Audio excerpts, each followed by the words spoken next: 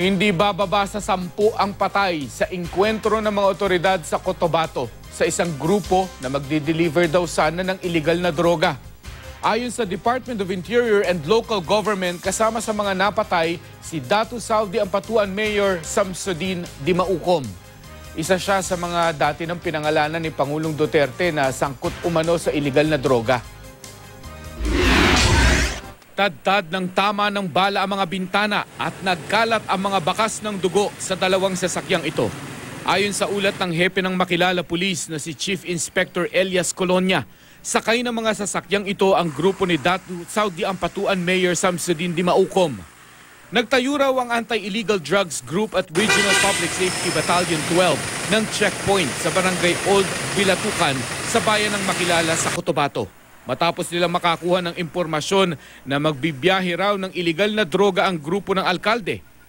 Nanlaban daw ang grupo ni Dimaukom, kaya gumanti na rin ang mga pulis. Ang 10 sakay ng sasakyan dead on arrival sa Makilala Specialist Hospital. Ayon sa report, biyaheng Davao, Cotabato ang sasakyan. Si Dimaukom, isa sa mga mahigit 150 opisyal ng gobyerno na pinangalanan ni Pangulong Duterte noong Agosto na sangkot umano sa iligal na droga. Samsudin Dimaukom, Datu Saudi Ampatuan Maguindanao. So,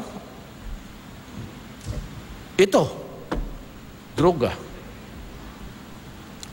I said, sorry, hindi ko kayo kalaban. Wala akong samang loob sa inyo, pero galit na ako ngayon. Kasali ka na. Someday, magkikita tayo.